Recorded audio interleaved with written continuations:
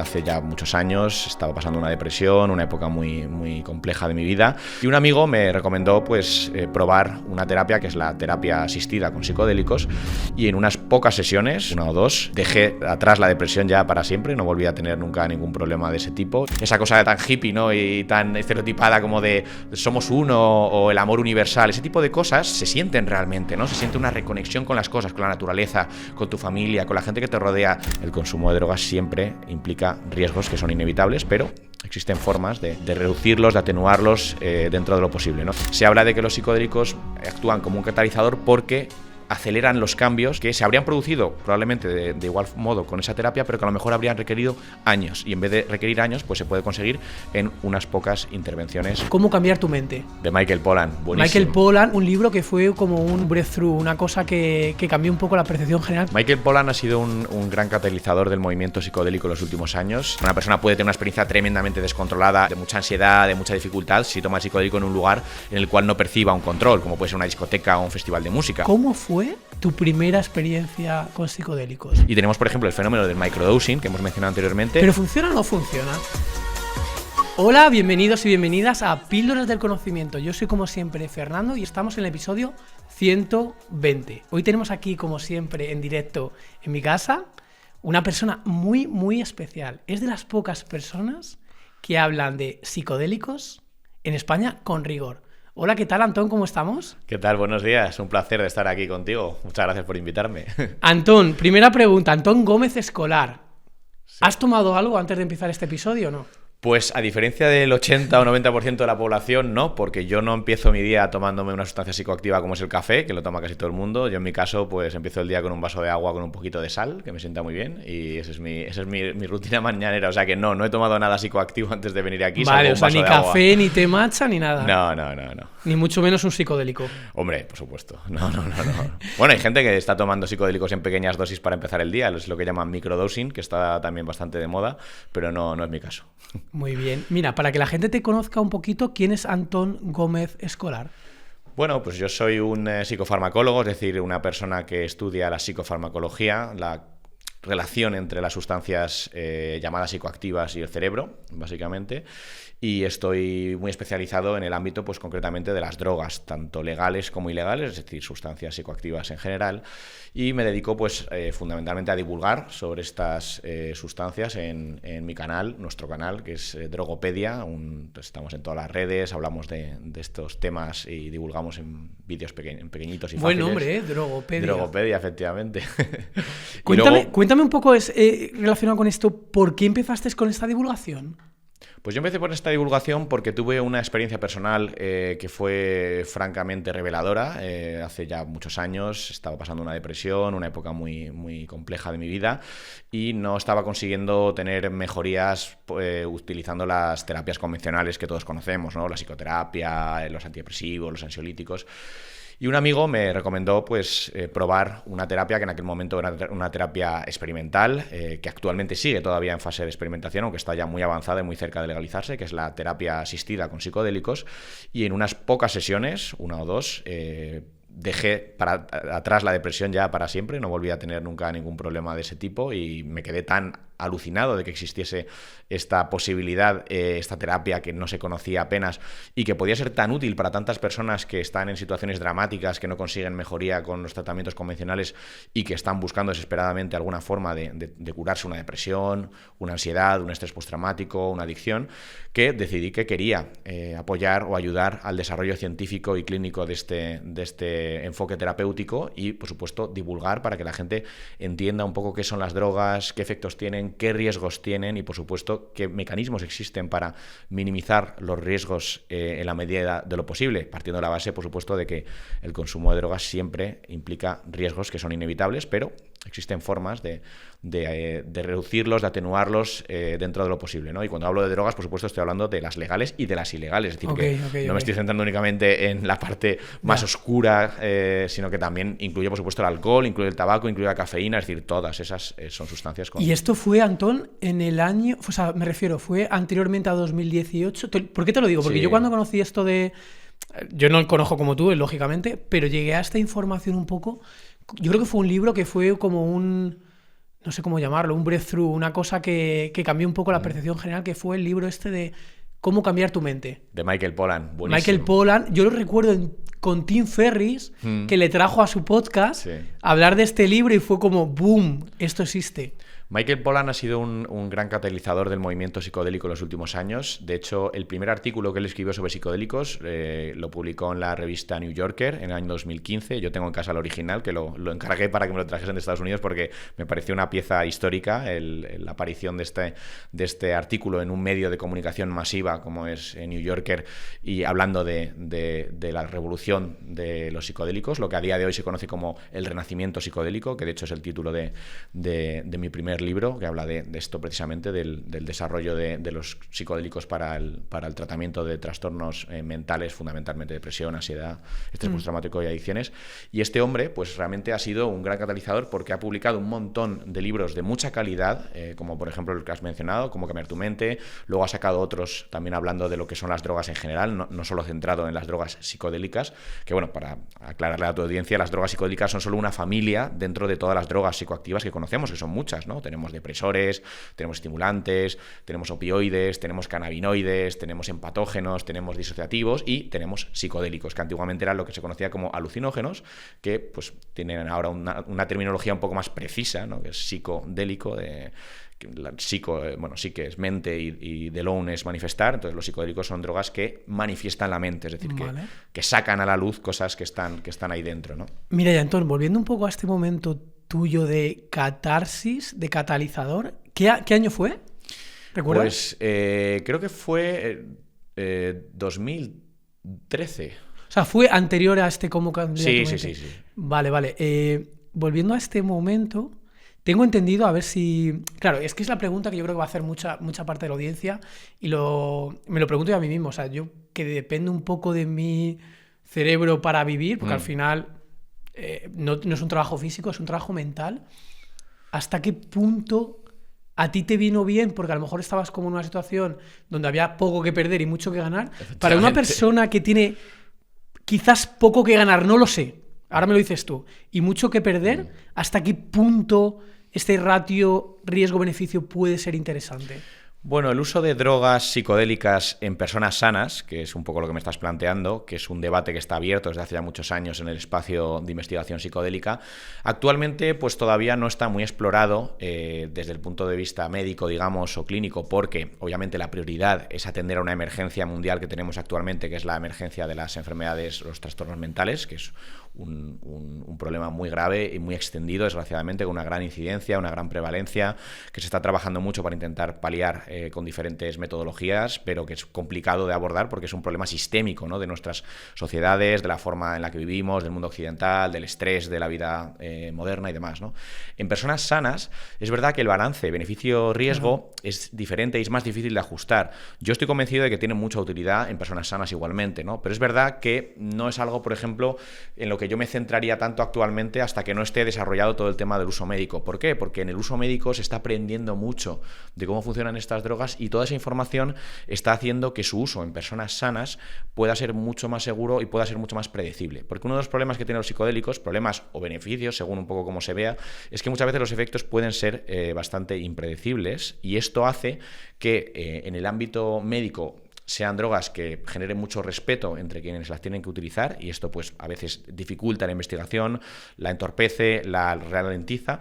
Y en personas sanas esto sí que es un problema importante porque, claro, una persona a lo mejor que está en un momento bueno de su vida, que quiere utilizar un psicodélico porque quiere pues explorar un poco más allá, conocer algo más sobre sí mismo, vivir una experiencia no ordinaria, una experiencia diferente, pues puede tener una experiencia fantástica y puede que sea tremendamente útil para su vida, que descubra cosas, que sea interesante, que le abra una nueva área de su vida que no tenía explorada, pero también obviamente puede ser un elemento desestabilizador importante, puede darle problemas, puede incluso darle una experiencia muy negativa, lo que se conoce como un mal viaje, que le deje algún tipo de secuela traumática, aunque luego a la larga ese tipo de situaciones con un adecuado control de lo que es el espacio del consumo, un adecuado control de de la experiencia, una adecuada preparación y sobre todo una adecuada integración, que es toda la parte de acompañamiento psicológico que sigue a la experiencia psicodélica,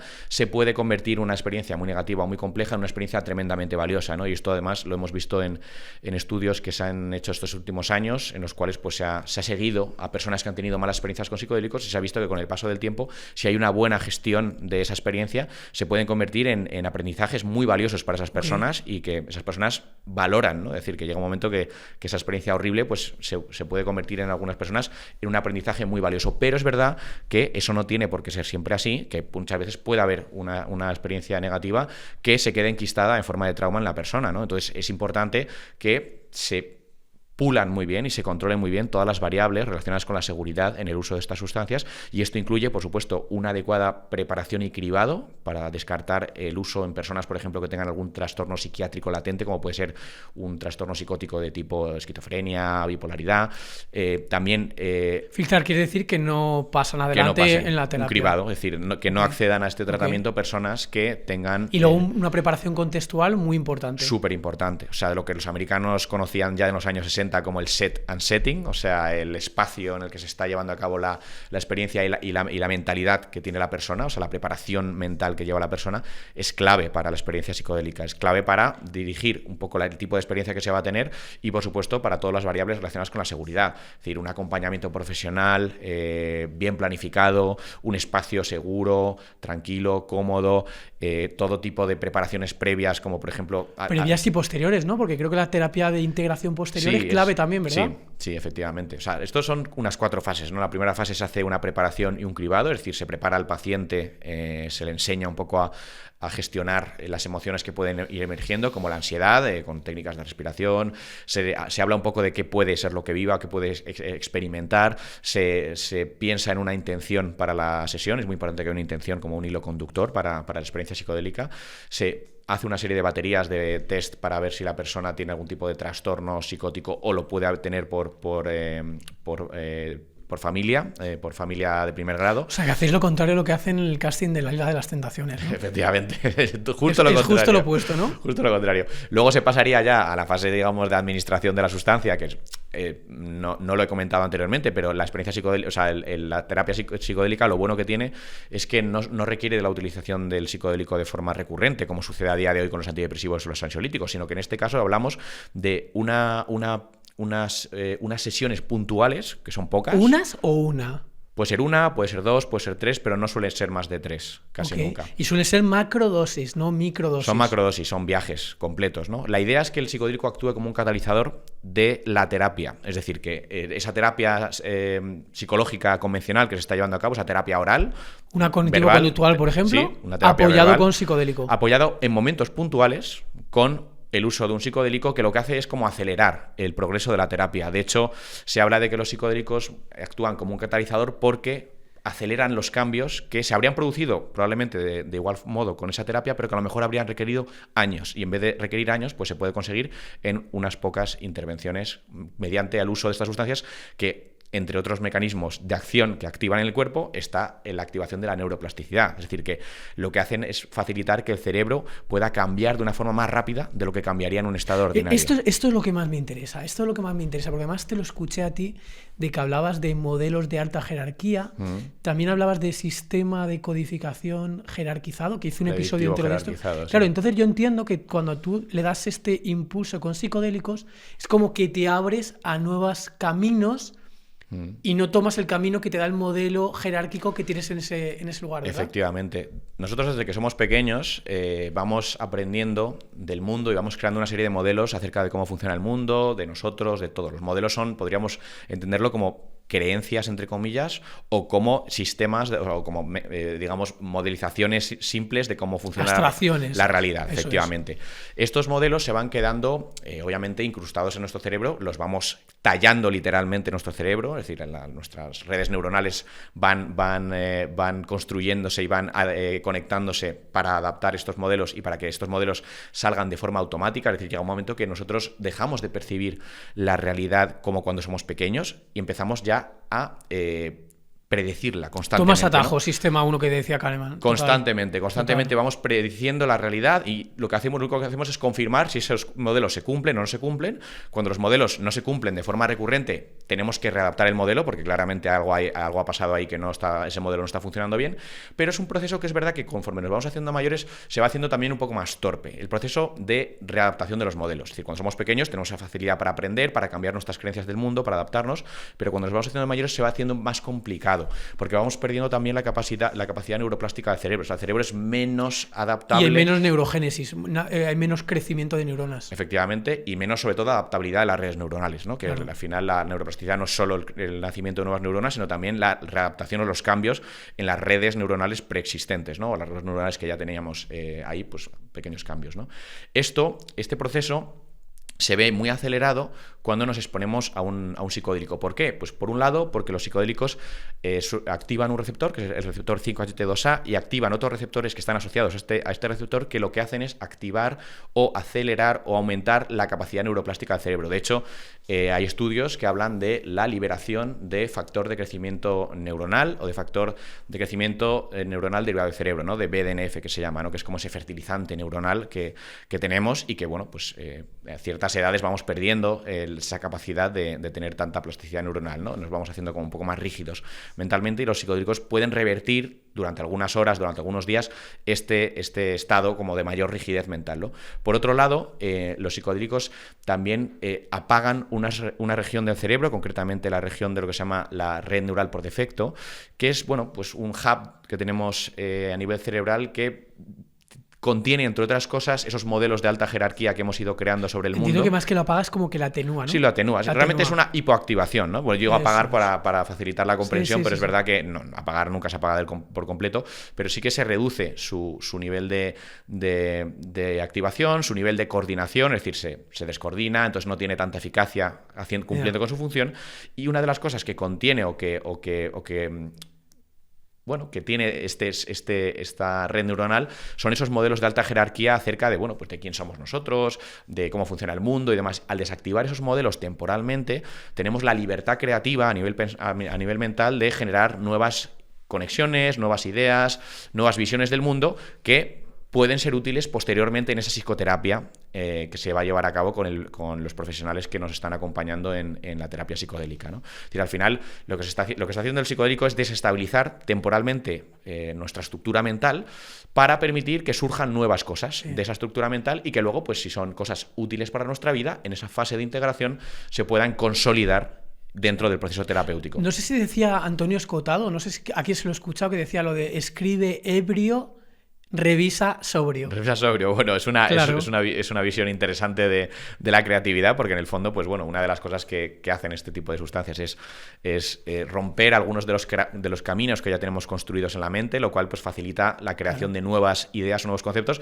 que a veces pueden ser absolutamente absurdos o no tener ningún valor, pero otras muchas veces pueden tenerlo, y ahí es donde se centra la parte un poco posterior a la terapia que hemos comentado, ¿no? La parte de la integración. La integración se centra un poco en ver qué cosas de esas que han emergido durante la experiencia psicodélica tienen valor para el individuo y pueden ser útiles de reforzar para que el individuo pues tenga un cambio terapéutico positivo a largo plazo, ¿no?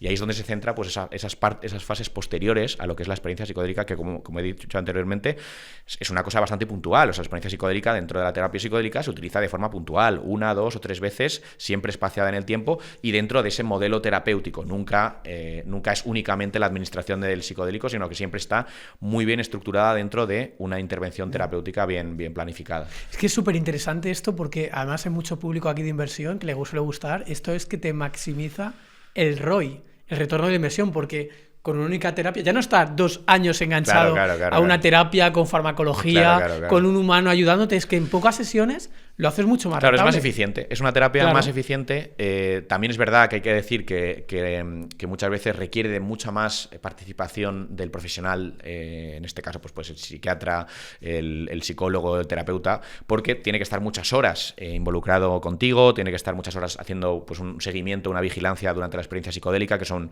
pues igual 4 o 6 horas según la sustancia que se utilice, y luego pues mucho trabajo posterior. O sea, al final lo que estamos haciendo básicamente es condensar todas esas horas que estaban dispersas a lo largo de años, muchas veces de la terapia, en un espacio mucho más corto de tiempo, y al final, pues también son menos horas en total, afortunadamente, menos, claro. menos coste, menos tal, pero también es verdad que actualmente, como está en una fase de experimentación todo esto, es decir, que estamos en fases de ensayos clínicos, todavía no está aprobado para uso terapéutico en la mayoría de los países. Ojo, hay algunos que sí, hay algunas sustancias que también están ya aprobadas en Europa incluso, pero ahora si quieres hablamos de eso, del estado actual.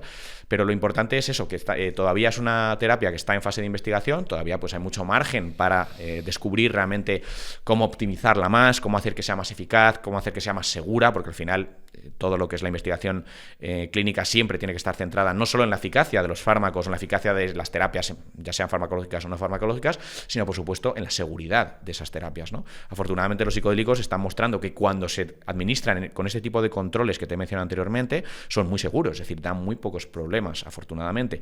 No puedo decir lo mismo del uso a lo mejor de psicodélicos en contextos no controlados, ¿no? Cuando una persona, por ejemplo, toma un psicodélico en un festival de música, pues ahí puede haber muchos más problemas, muchas más dificultades, así que la audiencia tampoco se lleve la idea de que los psicodélicos son drogas seguras tomándolas en cualquier lado, sino que realmente... No estás haciendo apología de las psicodélicos ni de las drogas. No, yo nunca, vamos, por favor. Yo lo que hago es apología del conocimiento, apología de la reducción de riesgos y de daños, que creo que son los enfoques que deberían llevarse a cabo con las drogas, pero nunca apología del uso indiscriminado de estas sustancias. Te lo digo porque hay gente que lo puede pensar, porque al divulgar sobre esto, si lo descuento, o sea, si te quitan el contexto de tu mensaje, pueden llevarse a falsas impresiones. Bueno, si quitan el contexto de mi mensaje, pues obviamente pues se pueden llevar todas las impresiones erróneas que quieran, pero en el fondo doy mucho contexto siempre que puedo, precisamente por esto, ¿no? Citando científicos, a la gente no sé si lo sabe, quien lo esté viendo en YouTube, aquí ha venido con un montón de documentos. De hecho, bueno, una cosa que me habría gustado enseñar antes, que cuando hablaba de las diferentes familias, es la rueda de las drogas, que es un modelo muy sencillito para entender las diferentes sustancias psicoactivas que existen, o las diferentes drogas, ¿no? Este es el modelo concretamente que hemos rediseñado en Drogopedia, y aquí pues tenemos las 7 familias que mencioné anteriormente, ¿no? Opioides, cannabinoides, estimulantes, empatógenos, psicodélicas, disociativas y depresoras, ¿no? Que son como las 7 principales familias de drogas que conocemos y que se utilizan tanto en el ámbito recreativo a veces como en el ámbito terapéutico.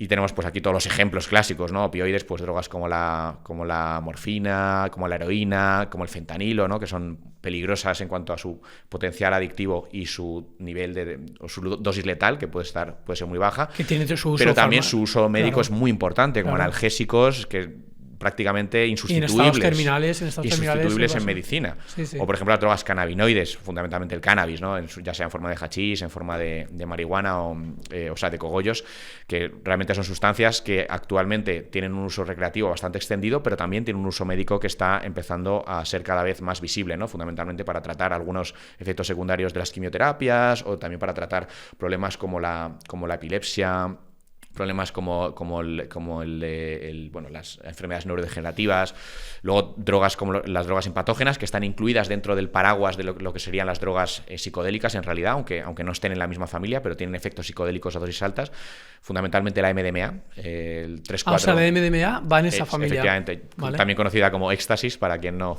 conozca estas siglas, que es una droga que está mostrándose muy útil para el tratamiento del estrés postraumático. ¿Es lo mismo que el cristal o me lo estoy inventando? En España sí. En España sí. En España el cristal generalmente, aunque es verdad que esta terminología genera mucha confusión porque hay gente que no sigue esta misma terminología, pero en España es verdad que el cristal generalmente suele ser MDMA, cosa que no es lo mismo, por ejemplo, en Estados Unidos, que al crystal meth suele ser metanfetamina. O sea, tenemos esa confusión. Okay. En España no es muy habitual ver metanfetamina, por tanto no se usa tanto este término de cristal, pero sí que es verdad que hay determinados contextos, como es el contexto particular del chemsex, que es esas fiestas en las cuales se combina el uso de drogas con prácticas sexuales durante mucho tiempo.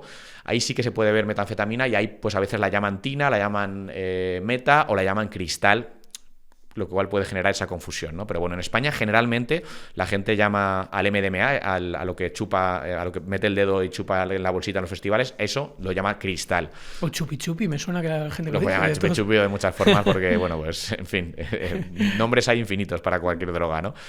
Tenemos también drogas pues de la familia de los psicodélicos, que es la que estamos ahora mismo hablando más, ¿no? Drogas como la psilocibina, que es la... La psilocibina es la que más fama está cogiendo, ¿verdad? Sí, porque es una sustancia que tiene un tiempo de acción muy cómodo para el uso en terapia, entre 4 y 6 horas. O sea, se puede hacer dentro de una terapia, dentro de una jornada laboral, digamos. Si usásemos el SD habría que tener 2 turnos porque puede durar hasta 12 horas. Entonces, obviamente los terapeutas tendrían que cambiarse con otro terapeuta para no dejar al paciente solo, ¿no? Entonces, tiene esa ventaja. Luego, además, tiene la ventaja de que es de origen natural, lo cual hace que sea muy accesible, porque cualquier persona en su casa puede cultivar unas setas de Psilocybe cubensis y tener psilocibina. No hace falta tener un laboratorio. Hongos, ¿no? Hongos sí, son setas normales. Son setas, bueno, no setas normales, son setas con la estructura de una seta normal, pero son una familia concreta de setas, una especie concreta que es la Psilocybe cubensis o otro tipo de psilocibes, que hay otro tipo de familias, pero en el fondo son setas que tienen esa sustancia, la psilocibina, que nuestro cuerpo convierte en otra sustancia que se llama psilocina, que es la que llega al cerebro y ejerce esa acción psicodélica, ¿no? Luego tenemos también... Una cosita, Antón, que esto lo estoy viendo yo bastante en personas de mi entorno. Empiezo a percibir mucha gente que en retiros o en actividades, o sea, quedan para hacer este tipo de consumo. Ya no te digo de ayahuasca, que también, pero quizás es más peligroso, pero de psilocibina bastante, y la percepción que me cuentan es como algo muy interesante, pero como bastante controlado. ¿Esto es tan así o no es tan así? A ver, hay una percepción desde fuera del ámbito psicodélico, o bueno, desde fuera de lo que es la gente que ha probado los psicodélicos, siempre hay una percepción como de que esto es una locura descontrolada, es complicado, bueno, pues todos los miedos que están asociados a los efectos, pero en realidad la mayoría de las veces las experiencias psicodélicas tienen una sensación interna de control de la experiencia que es mucho mayor de lo que se espera una persona cuando oye hablar de estas sustancias. O sea, que no es para tanto normalmente. También depende mucho de la dosis, hay que decirlo, y también depende de la persona y el contexto, que es lo que hemos mencionado antes, porque una persona puede tener una experiencia tremendamente descontrolada y muy ansiogénica, de mucha ansiedad, de mucha dificultad, si toma el psicodélico en un lugar en el cual no perciba un control, como puede ser una discoteca o un festival de música. Pero cuando se está en lugares controlados, hay una buena preparación, hay un control contextual adecuado, una buena vigilancia por parte de un terapeuta o de un profesional del uso de los psicodélicos, la experiencia subjetiva, la sensación de la persona es mucho más controlada y contenida de lo que puede ser a lo mejor en otros lugares. Eso facilita muchas veces que la persona pues se sienta bien durante la experiencia, y esto permite que se sienta segura como para entrar dentro de sí misma o tener una experiencia introspectiva mucho más profunda, ¿no? Que al final es lo que se busca en este tipo de experiencias psicodélicas. No es que se le dé a la persona en plan la sustancia psicodélica en la terapia y se le diga, bueno, pues haz lo que quieras, ¿no? Sino que realmente se le tumba en un sofá, se le pone unos cascos con una playlist musical adecuadamente preparada para que dure un determinado número de horas y que tenga una serie de fases, y luego se le administra la sustancia psicodélica y se la vigila, además de ponerle un antifaz para que facilitar esa introspección. O sea, que realmente la persona está tumbada en un sofá teniendo un viaje interior muy intenso y muy profundo, con un montón de revelaciones y de experiencias y de ideas, pero no está, digamos, la persona no está a su libre albedrío corriendo por ahí, ni mucho menos, ¿no? Sino que está en un sofá vigilado por un terapeuta, por un profesional de la salud o un profesional del uso de psicodélicos, y está teniendo una experiencia interna con una sensación que puede ser muy intensa, muy expansiva, muy introspectiva, puede haber un montón de manifestaciones diferentes, pero en general la persona no siente a lo mejor un descontrol como el que puede sentir en un festival de música cuando está bailando después de haber tomado una de estas drogas, ¿no? Es decir, que es diferente. Claro, entonces entiendo que tú tampoco haces apología de que la gente quede para tomarse hongos aquí sin control de ningún tipo. No, yo apología no hago de nada. O sea, yo simplemente informo, entiendo, o sea, asumo que la gente es libre, obviamente, de hacer lo que quiera con su vida, y también asumo que la gente tiene la responsabilidad también de ser consecuente con sus actos y con sus acciones. Entonces, yo intento dar la información necesaria para que aquellas personas que hayan decidido libremente hacer este tipo de actividades tengan las herramientas para reducir el riesgo lo más posible, partiendo siempre de la base de que el riesgo siempre va a estar ahí, de que no hay forma 100% segura de eliminar los riesgos, salvo no consumir, obviamente. Esa es la única forma 100% garantizada de no tener ningún problema relacionado con drogas, pero que hay mucha gente, y tenemos que asumir esta realidad, porque es una realidad que lleva produciéndose muchísimos años, muchos más años de los que tenemos nosotros, y probablemente desde el inicio de la humanidad, mucha gente que consume sustancias psicoactivas, independientemente de lo que digan las leyes, y yo pues parto de la realidad para intentar ofrecer esas herramientas que reduzcan los daños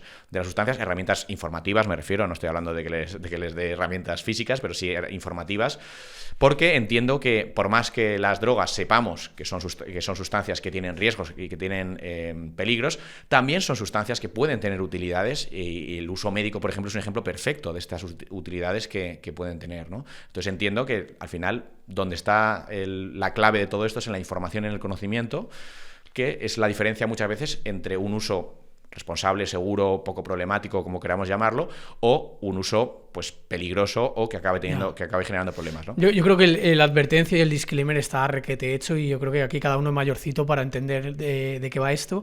Yo sí que recuerdo cuando era pequeño, no sé si te acuerdas, había un grupo de música que se llamaban Héroes del... Bueno, ya no están en activo, pero Héroes del Silencio. Claro. Yo recuerdo cuando compusieron Sirena Varada, que decía que se juntaron, tomaron psicodélicos, no sé cuál sería. Oye, la canción quedó espectacular, súper metafórica. Yo creo que un montón de bandas a lo largo de la historia lo han hecho para fomentar la creatividad. De hecho, bueno, es una práctica que efectivamente se ha dado mucho en la música, en el arte fundamentalmente, pero es que ahora estamos viendo que también está emergiendo este tipo de prácticas en el mundo empresarial, en el mundo de la productividad, en los mundos que antiguamente relacionábamos con totalmente lo contrario, ¿no? A la alteración de la conciencia. Y es curioso porque los psicodélicos se percibían antes como una cosa como de hippies, y ahora cada vez más se está percibiendo como una cosa más de yuppies, o sea, que se está abriendo, digamos, ese público objetivo que encuentra beneficios, digamos, o que encuentra utilidades en este tipo de sustancias, y tenemos, por ejemplo, el fenómeno del microdosing, que hemos mencionado anteriormente. ¿Pero funciona o no funciona? Porque yo te escucho a ti decir que la microdosis no tiene ningún tipo de evidencia y la macrodosis es la que funciona. Claro. De momento, a nivel científico, si nos vamos a los estudios que están publicados, las microdosis no han demostrado tener una gran eficacia. De hecho, muchas veces se está demostrando que tienen la misma eficacia que un placebo, ¿no? Es decir, que la gente que cree que está tomando microdosis tiene los mismos beneficios que la persona que está tomando la microdosis. O sea, que al final hay realmente una creencia ahí de que te está haciendo algo bueno que se manifiesta de forma de cosas que sí que se pueden medir, ¿no? La persona se encuentra mejor, la persona está más contenta, más tal, pero esa persona sabe que ha tomado una microdosis. Si a lo mejor esa persona cree que toma una microdosis, pero no ha tomado una microdosis, le pasa lo mismo, ¿no? Claro. O al revés, gente que toma microdosis y no sabe que le están dando una microdosis, no tiene esas mejorías. O sea que hay un gran componente probablemente de efecto placebo, de expectativa y demás. ¿Qué pasa? Que los estudios que se están haciendo tampoco son tan sensibles como para detectar cambios sutiles, ¿no? ¿Y por qué digo esto? Porque yo creo que es perfectamente posible que las microdosis tengan un efecto que pueda ser útil o positivo en determinados contextos muy controlados y en determinadas situaciones. Ahora bien, creo que está muy lejos la eficacia o el efecto o la potencia de ese efecto de lo que sería obviamente una macrodosis, porque las macrodosis están teniendo resultados clínicos muy sólidos, muy contundentes. Estamos hablando de ensayos clínicos en fases muy avanzadas, tipo fase 3, con una población muy grande que están teniendo resultados innegables, muy por encima de las terapias convencionales. Sobre todo en depresión, entiendo, ¿verdad? Depresión, en estrés postraumático, en adicciones, en esas que he mencionado, ¿no? Los más avanzados son los de depresión, pero en estrés postraumático, por ejemplo, los resultados son espectaculares, están muy por encima de las terapias convencionales, o sea, en cuanto a velocidad, a eficacia, a todo. O sea, es muy, muy llamativo el nivel que están teniendo. Ahora bien, estas cosas pues nunca se sabe si en el mundo real, una vez que pasen las fases de ensayos clínicos, veremos la misma eficacia o veremos cómo cae la eficacia, ¿no? Lo que está claro es que las microdosis de momento no están mostrando en ensayos clínicos una eficacia real. Que esto no es por invalidar en absoluto las experiencias que tienen las personas con microdosis, que muchas veces la gente habla de que les está cambiando la vida, de que está mucho mejor, de que tal. Puede ser perfectamente posible que la microdosis esté haciendo ese efecto. Ahora bien, en los ensayos clínicos todavía no se ha visto reflejado ese efecto. También hay que decir que ha habido muy pocos todavía, que hay mucho margen de investigación, queda mucho por estudiar de este tipo de prácticas modernas como son la microdosis, y puede perfectamente haber un efecto. De hecho, una cosa que se ha demostrado, y esto es una cosa que sí que se ha demostrado con marcadores, o sea, con biomarcadores objetivos, es decir, no preguntándole a la persona qué tal está, sino con biomarcadores objetivos, es que las microdosis son capaces de incrementar la liberación de factor de crecimiento cerebral, de BDNF, y eso está generalmente relacionado con un incremento de la neuroplasticidad, lo cual podría eventualmente, por ejemplo, posponer la aparición de ciertas enfermedades neurodegenerativas por facilitar la capacidad del cerebro de sobreponerse a los daños que pueda producirse a nivel neuronal, es decir, aumentar la resiliencia cerebral, aumentando la neuroplasticidad. Esto es una cosa totalmente hipotética todavía, no se puede decir que esté verificado, pero lo que sí que está verificado es que se está viendo un incremento en la liberación de factor de crecimiento neuronal derivado del cerebro, de BDNF, y esto pues es algo que es muy interesante, porque no es tan fácil en terapia conseguir esto, ¿no? Mira, te quiero preguntar, porque tú eres una persona, te estoy percibiendo bastante racional, bastante... Intento serlo. Claro, y bastante mental. Yo cuando he tenido exposición a terapias tipo, no sé por decirte, terapias de activación de Kundalini o hipnosis, me cuesta mucho entrar o tener cierto beneficio o tener cierto viaje, o de deep breath también, porque soy muy mental, muy racional. Entonces, aunque me pongan antifaz, música, etcétera, me llego incluso a aburrir. Y la pregunta es, tú con este perfil, que creo que tenemos perfiles parecidos, ¿cómo fue tu primera experiencia con psicodélicos? Pues mi primera experiencia, que fue, como te he comentado antes, en un contexto... en un contexto terapéutico, vigilado, bien preparado y demás, fue espectacular. Es decir, te entraste, o te funcionó. Claro, a ver, los psicodélicos te van a meter en la experiencia casi seguro. Okay. Otra cosa es que luego esa experiencia vaya a tener un efecto positivo en tu vida o negativo de cualquier otro tipo, ¿no? Eso ya es otro tema. Pero desde luego los psicodélicos son drogas psicoactivas muy poderosas y por más que te los creas o no te los creas, digamos... O sea, aunque no te los creas, una macrodosis te hace el efecto sí o sí. Te va a hacer efecto, a ver, sí o sí, no se puede garantizar. Hay gente, por ejemplo, que por características neuronales, por el tipo de receptores que tiene o cómo los tiene configurados, no tiene una experiencia tan intensa o tiene una experiencia diferente, o a lo mejor gente que tiene una psicología como muy rígida, con más dificultades para dejarse llevar o para entrar en la experiencia, pueden tener más dificultades efectivamente, pero desde luego esto, a diferencia de otras prácticas que se hacen también en terapia, los psicodélicos son una sustancia psicoactiva que activa unos receptores en el cerebro que todos tenemos, receptores 5HT2A, receptores de serotonina, de diversa tipología, y el efecto siempre se va a producir, o prácticamente siempre, ¿no? Otra cosa es que, insisto, luego tenga un efecto beneficioso o no en tu vida, y hay gente a lo mejor que tiene una experiencia psicodélica y se ha quedado igual que estaba, es decir, que no ha tenido un cambio en su, a largo plazo ninguna en su percepción vale. Y tal. Hay gente que tal, pero lo que es vivir la experiencia casi siempre se vive, ¿no? Es verdad que hay personas que necesitan una dosis más altas, dosis más bajas, pero la experiencia casi siempre se vive, al igual que, por ejemplo, una persona a la cual administramos Propofol es casi seguro que va a dormirse. O sea, es decir, es muy complicado que una persona te aguante administrarle un anestésico, un sedante, porque sí, ¿no? Es decir, otra cosa es que luego le sea lo que hagas durante el tiempo que esté dormida o lo que sea, ¿no? Pero realmente el efecto lo va a producir casi seguro. Porque es un efecto farmacológico, no es un efecto... O sea, los psicodélicos, aunque tengan una gran relación con todas las variables psicológicas y contextuales, es decir, lo que tengas en la cabeza, cómo te encuentres, todo eso va a tener mucho que decir, digamos, en el tipo de experiencia que vas a vivir, el lugar en el que estés, tu intención durante la experiencia psicodélica y tal, todo eso va a configurar el tipo de experiencia que vas a vivir. La experiencia en sí, o sea, la alteración a nivel de redes neuronales, a nivel de hipoactivación de la red neural por defecto, todos los cambios que se producen a nivel de interconectividad cerebral durante la experiencia psicodélica, eso se va a producir casi seguro, porque eso es un efecto farmacológico. ¿Y cómo fue concretamente aquella primera experiencia? Si recuerdas algo que no puedas comentar. Pues yo recuerdo algunas, o sea, recuerdas generalmente casi toda la experiencia o recuerdas elementos importantes de la experiencia. Es verdad que han pasado muchos años, pero yo lo que más recuerdo sobre todo es que me reconectó. O sea, me hizo sentirme reconectado con todo lo que había en mi vida, que yo en aquel momento, digamos que había ido dejando de lado inconscientemente. O sea, yo me sentía... te enfocabas más en lo negativo y te ayudó a reconectar con tu parte positiva. Y sobre todo con mi entorno. O sea, los psicodélicos, una de las cosas que hacen generalmente es lo que se llama... matar, entre comillas, matar o reducir la fortaleza del ego, ¿no? Del yo, de tu separación con las cosas, ¿no? De tu identidad frente a los demás.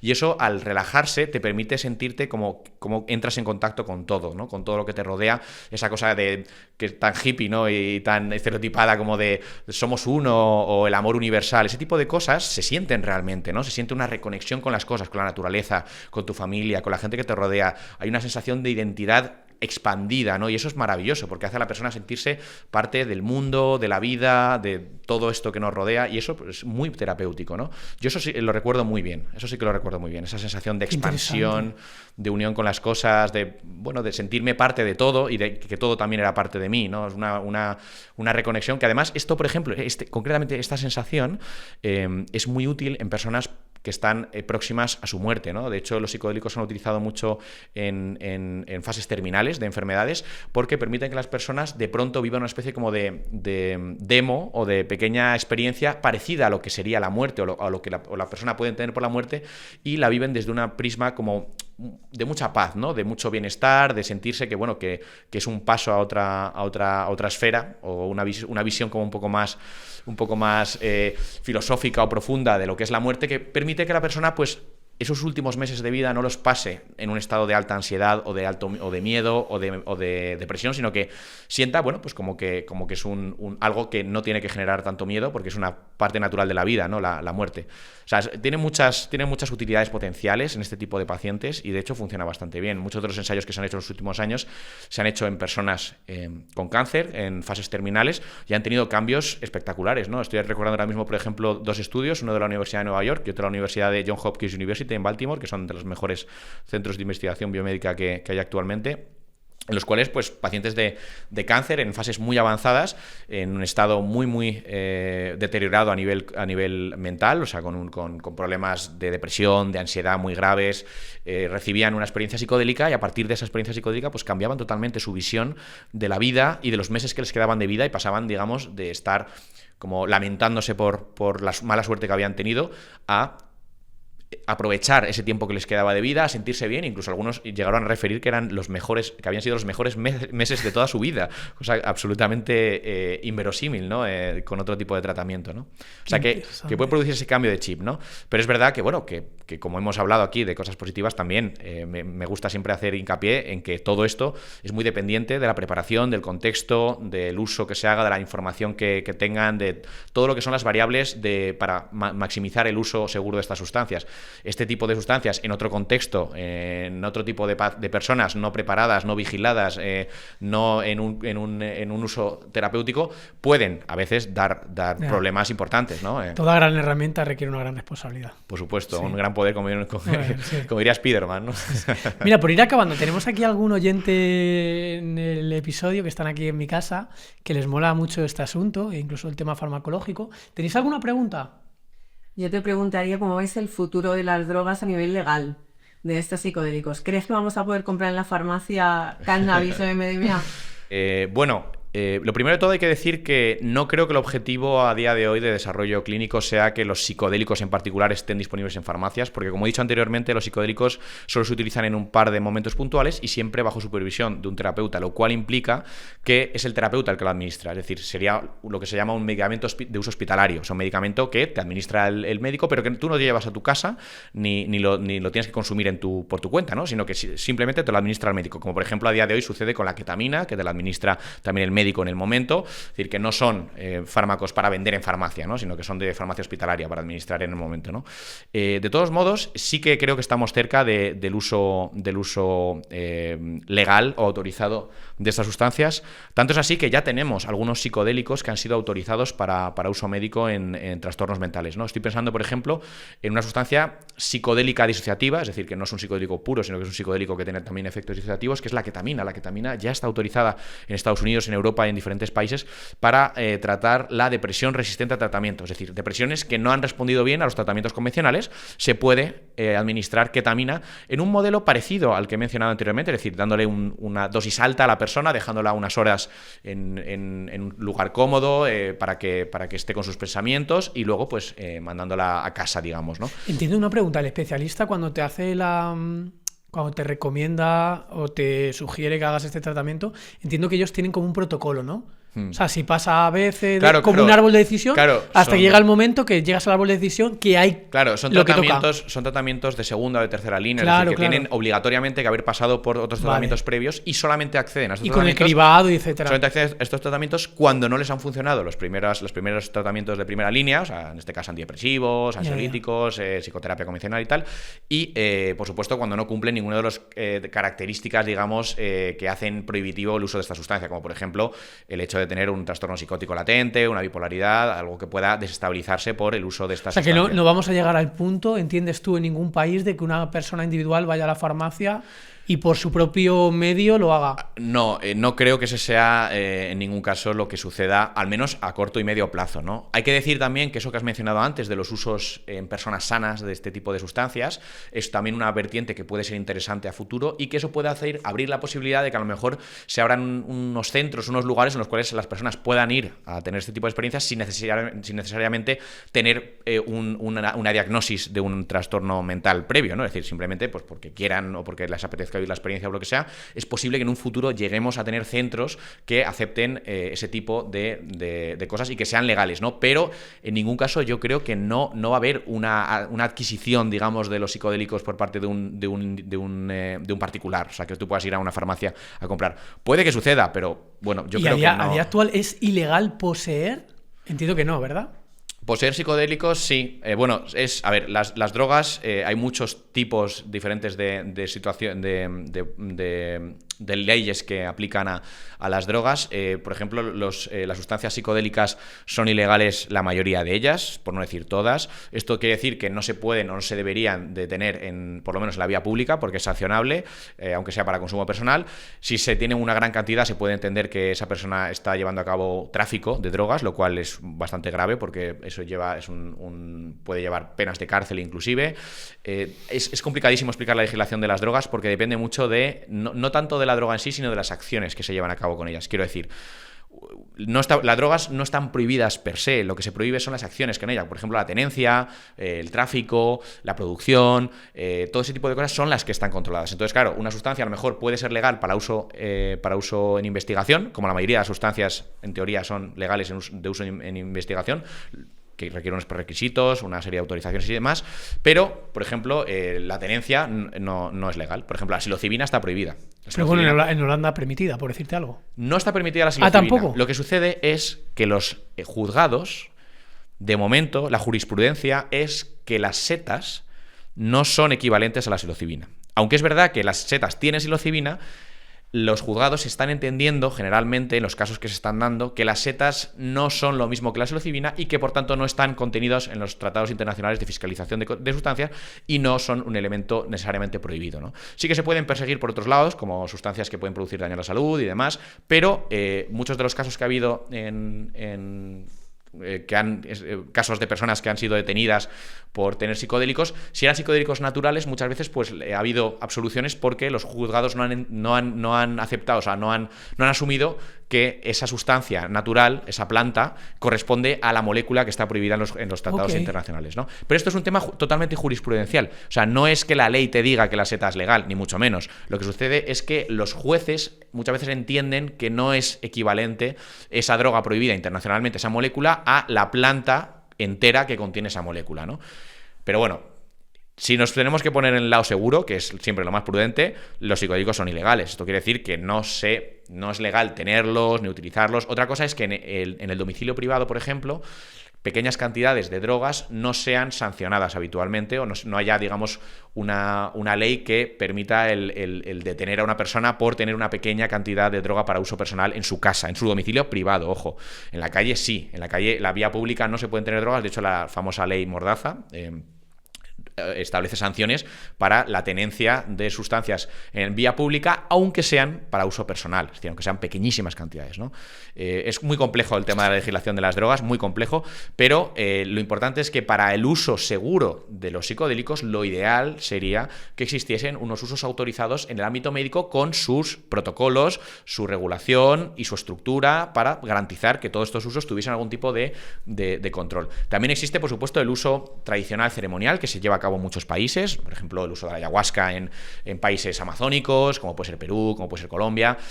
Este tipo de usos tradicionales están generalmente bastante bien regulados porque vienen de muchos años de desarrollo, de uso, de práctica. O sea, los profesionales que llevan a cabo este tipo de tratamientos llevan muchos años trabajando con ellos, conocen bien estas sustancias, pero estamos en Occidente. En Occidente no tenemos ese tipo de marco de uso tradicional o ritual de forma histórica, ¿no? Sí que es verdad que a día de hoy pues existen en Occidente grupos que han importado esas prácticas de uso tradicional de estos países y las llevan a cabo pues generalmente sin muchos problemas aquí, pues, en forma de grupos grupos de consumo, grupos de ceremonias, de experiencias psicodélicas y demás, pero lo ideal yo creo de cara al uso medicinal, de cara a la accesibilidad por parte de las personas que quieran utilizar esto para el uso terapéutico, es que si no tienen acceso a un grupo, digamos, constituido de uso terapéutico, de uso tradicional, ritual, que esté constituido desde hace muchos años, como sucede si viajas a un país de América Latina, pues que tengan un acceso a través del sistema de salud, que sea un acceso pues que esté bien regulado. Tengo la percepción de que se está convirtiendo un poco en una actividad de negocio, un poco como una actividad turística. Creo que es inevitable que suceda esto, porque ahora mismo tenemos una regulación en los países occidentales que impide el uso terapéutico de estas sustancias, en la mayoría de los casos, no en todos, y eso hace que mucha gente pues lleve a cabo viajes a países para hacerlo, ¿no? Tanto los que viajan es profeso para este tipo de cosas, como los que ya que están de turismo por el país deciden de paso darse una experiencia tal. Afortunadamente, la mayoría de las veces este tipo de cosas no suelen dar problemas, afortunadamente, la mayoría de las veces. Es verdad que sucede que hay pues mucho mercantilismo ahora mismo alrededor de esta práctica, mucho negocio, muchos grupos que sacan mucho dinero, y esto pues bueno, pues al final puede corromper este tipo de prácticas tradicionales. Bueno, depende también como lo veas, porque si crees en la libertad individual y en los negocios, de per se tampoco tiene que ser malo, siempre que no haya ánimo de dolo, de estafa o de... Si eres mayorcito y sabes un poco lo que haces. Claro, bueno, al final, pues como todo, es un tema de estar bien informado, de decidir por uno mismo, la libertad personal individual de cada persona, pero es importante asumir el riesgo, es decir, entender que existe siempre un riesgo y que ese riesgo va a estar ahí y que aquí no estamos hablando de cosas que te garanticen en ningún caso que vayas a tener una experiencia maravillosa o que te vaya a ser útil en la vida, es decir, que puede pasar todo lo contrario, ¿no? Pero afortunadamente la mayoría de las veces suele ser positivo, suele tener efectos positivos en las personas cuando lo hacen con un conocimiento, con una preparación y con todos lo que hemos estado hablando anteriormente. Por cerrar el tema de la legalidad, que me queda un poco a medias, a día de hoy ya hay países que están autorizando el uso médico de otros psicodélicos, como por ejemplo es el caso de Australia, que ha autorizado en el verano de 2023 el uso ya de la psilocibina para el tratamiento de la depresión y el uso de la MDMA, del éxtasis para el tratamiento del estrés postraumático. Estados Unidos ha estado a punto este verano de 2024 de autorizar el uso médico de la MDMA para el estrés postraumático, y es probable que lo haga en los próximos años, no creo que se vaya a demorar más de 1 o 2 años. Y luego pues hay otros países que están tirando para adelante. En Europa tenemos Suiza, por ejemplo, que también autoriza de forma puntual el uso del LSD para el tratamiento de algunos trastornos, o sea que es una cosa que está tirando para adelante bastante rápido. Tú, de hecho, estabas, si no me equivoco, en el Parlamento Europeo divulgando sobre esto, ¿puede ser? Sí, estuve hace 2 semanas en el Parlamento Europeo. Estamos presentando una iniciativa europea que se llama Psychedelic Care, que es una iniciativa europea que lo que busca es impulsar la investigación, el desarrollo y la implementación de todas las terapias psicodélicas dentro del continente europeo.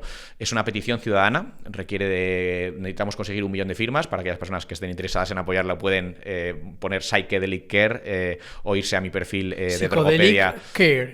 Psychedelic Care, sí. O bueno, ir a mi perfil de Drogopedia en redes sociales, en Instagram, por ejemplo, y ahí tienen un enlace directo para firmar la petición. Y básicamente es que estamos intentando impulsar que se acelere este tipo de desarrollo.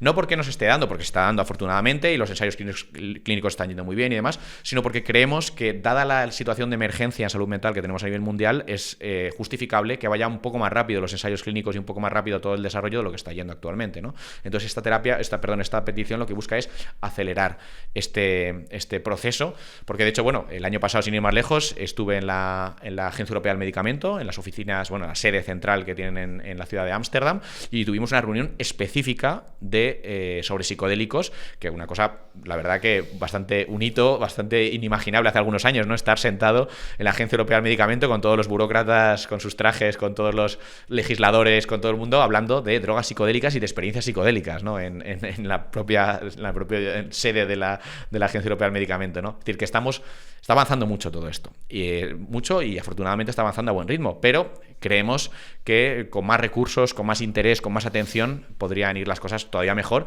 Y al final, lo más importante de todo es la salud humana y el ser capaces de llegar y de alcanzar una situación en la cual pues no tengamos, pues como a día de hoy, la depresión como la principal causa de incapacidad a nivel mundial, ¿no? Que es verdaderamente dramática la situación que tenemos en salud mental en el mundo, ¿no? Bueno, Antón, lo vamos a dejar aquí y te invito a que dentro de, no sé, un par de años vuelvas a pasarte por aquí y comentemos cómo ha evolucionado este tema. Por supuesto. Porque estáis trabajando muy duro para divulgar sobre esto y para conseguir cambios reales, así que yo creo que es un tema que podemos darle un poquito de seguimiento. Pues será un placer, muchas gracias por invitarme y nada, espero que haya gustado a tu audiencia toda esta conversación. ¿Dónde te puede encontrar la gente en internet? Ya has dicho que en tu Instagram, pero repítelo un poco. Sí, Drogopedia en Instagram, Drogopedia en Twitter, en YouTube, en TikTok, en todas las redes sociales estamos estás en todos los lados. Como Drogopedia y bueno, por supuesto también mis redes personales, Antón Gómez Escolar, pero vamos que Antón Gómez Escolar. Donde hago la divulgación es en Drogopedia, en mis redes personales pues hago cosas también a veces relacionadas con estos temas, pero no tan profesionales como las que hago en Drogopedia, por supuesto. Y nada, un placer, muchas gracias por tu tiempo. Muchísimas gracias a ti y nos escuchamos y nos vemos en el siguiente episodio. Chao. Hasta luego.